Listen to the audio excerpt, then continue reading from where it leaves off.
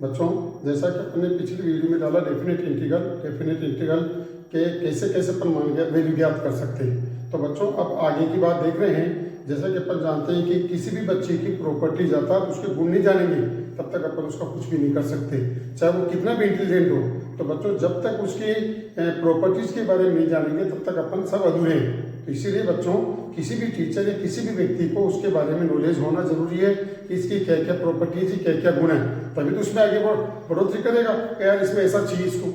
इसी तरह से डेफिनेट इंटीग्रल में भी अपने को उसकी प्रॉपर्टीज के बारे में पता होना चाहिए। तो देखो बच्चों आज आपको जो है पार्ट नंबर 3 चल रहा है। देखो डेफिनेट इंटीग्रल पार्ट नंबर 3 जो आपके 12th बोर्ड में, जी मेंस में, एनडीए में जितनी भी ऑल इंडिया के कंपटीशन होते हैं उसके अंदर सबसे इसका ज्यादा यूज किया जाएगा।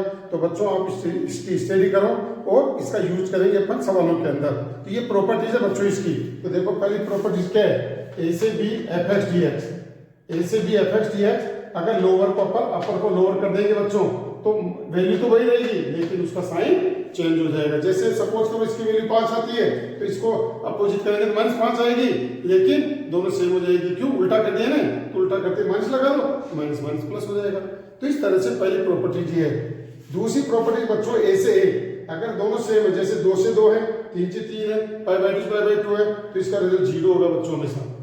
आपको देखने की जरूरत नहीं है, सीधा उसका आंसर 0 लिखेंगे आप। पाई से पाई है तो भी 0, कुछ भी हो दोनों सेम होना चाहिए, 0 होगा। नंबर 3 प्रॉपर्टीज है ए से B F x D x. अगर मैं x की जगह t रख दूं, x बराबर t रखूंगा तो डेफिनेट इंटीग्रल में कोई इफेक्ट नहीं पड़ेगा। तो ऐसा भी अपन कर सकते हैं सवालों के अंदर। प्रॉपर्टी नंबर 4 है बच्चों ए से B F x D X बराबर ए से b1 F x D X plus b1 से b F x D X. क्या मतलब निकला बच्चों? जैसे सपोज करो 2 से 5 है, 2 से 5 एफ एक्स डी एक्स है। अब आपको लिमिट बड़ी लगी तो आपने क्या किया, इसको 2 से 3 में तोड़ा, 3 से 4 में तोड़ा और 4 से 5 में। तो जो पार्ट्स अपन लिखेंगे वो इसी के बीच में आनी चाहिए। तो अगर अपन क्वेश्चन बड़ा है, लिमिट बड़ी है तो अपन ऐसा तोड़ सकते हैं और लिमिट ऐसे है तो अपन छोटा कर सकते हैं। तो ये प्रॉपर्टीज है बच्चों, इनके गुण के बारे में जानिए ताकि सवाल इजी होगा आपका। IIT जी मेंस एडवांस जो भी आप कंपटीशन देंगे उसमें पास सिलेक्शन होगा। तो ये इंपॉर्टेंट बात है बच्चों, ऐसा अपन कर सकते हैं उल्टा और सीधा। तो यहाँ पर ए से बड़ा b1 है और b1 से बड़ा b होगा। नेक्स्ट प्रॉपर्टी नंबर 5 है जो सबसे ज्यादा इंपॉर्टेंट है। इसके सवाल सबसे ज्यादा आते हैं बोर्ड के अंदर, कंपटीशन के अंदर। क्यों? शॉर्टकट मेथड है तो इसका यूज करके बताऊंगा मैं आपको कैसे करते हैं। 0 से एफ एक्स डी एक्स है, आप इसके अंदर a माइनस एक्स कर दो, आंसर में कोई इफेक्ट नहीं पड़ेगा। ऐसा अपन कर सकते हैं। तो अगली वीडियो में मैं इसका यूज करके बताऊंगा। देखो बच्चों कैसे सवाल होते हैं आपके पास, कितना इजी है, इससे अपने को ये पता चलेगा।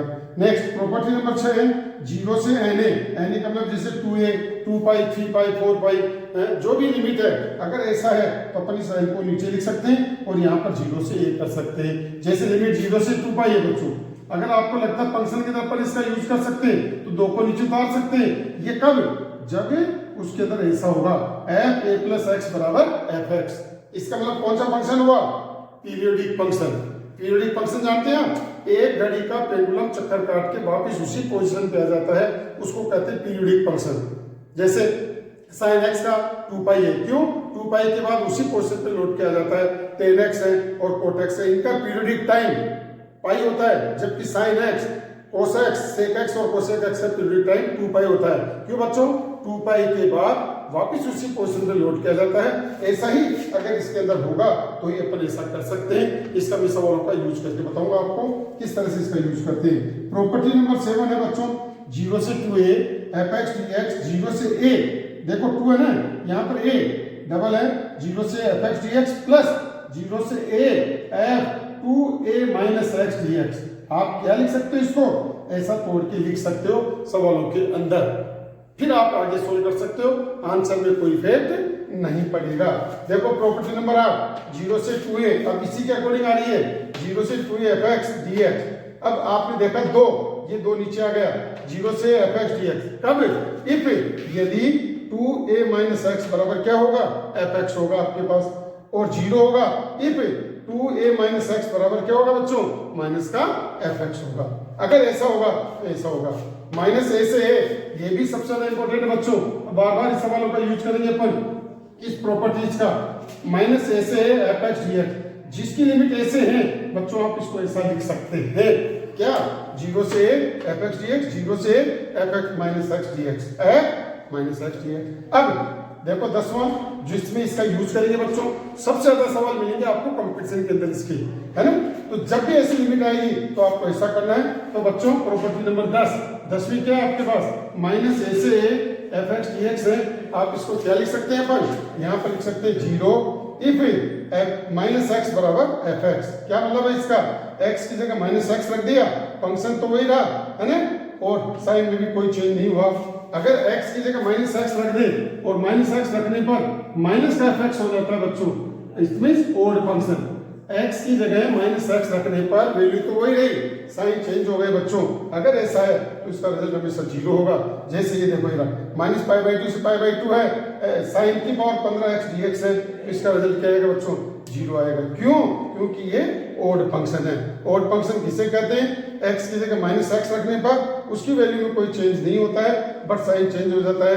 अगर ऐसा है तो ऐसे फंक्शन को अपन कहते हैं ओड फंक्शन। तो ओड फंक्शन होगा तो बच्चों इसका रिजल्ट 0 होगा, और इवन फंक्शन होगा तो इसका रिजल्ट क्या होगा, 0 से एफ एक्स डी एक्स 2, ये 2 नीचे आ जाएगा, डबल हो जाएगा बच्चों। क्यों, अगर ये इवन फंक्शन हो गया तो डबल हो गया, ओड फंक्शन हो गया तो ये 0 होगा। तो इसीलिए इंपॉर्टेंट है। इस तरह के सवाल आपके पास कंपटीशन में आते हैं। आप क्या करो, x की जगह माइनस एक्स रखो, रखने पर अगर उसकी वैल्यू में कोई चेंज नहीं होता है और साइन चेंज हो गया तो ऐसे अपन ओड फंक्शन कहते हैं। 11वां है बच्चों ए से B F x D X बराबर ए से B a plus B minus X D X. ऐसा अपन लिख सकते हैं, जैसे पाई बाई 2 से पाई बाई 3 है, दोनों को ऐड करके लिख दो, फंक्शन के वैल्यू में कोई चेंज नहीं होगा, इजी पड़ेगा। बल्कि नंबर 12 है, प्रॉपर्टी नंबर 12 है बच्चों, 0 से pi by 2 log 10x dx बराबर 0 से pi by 2 log cot x dx। इसका रिजल्ट हमेशा क्या होगा बच्चों, 0 होगा। तो इस तरह से बच्चों ये 12 प्रॉपर्टीज हैं। आगे की 12 प्रॉपर्टीज और लिख रहा हूं मैं, जो आपके लिए सबसे इंपॉर्टेंट होगा। जैसा कि मैंने क्या कहा आपको, आप प्रॉपर्टीज के बारे में जानेंगे, गुणों के बारे में जानेंगे तो सवाल बहुत इजी पड़ेगा। तो बच्चों डेफिनेट इंटीग्रल के लिए इन प्रॉपर्टीज का यूज करिए सवालों के अंदर, तो और भी आसान पड़ेगा और सिलेक्शन जल्दी होगा। ज्यादा इसको लाइक और सब्सक्राइब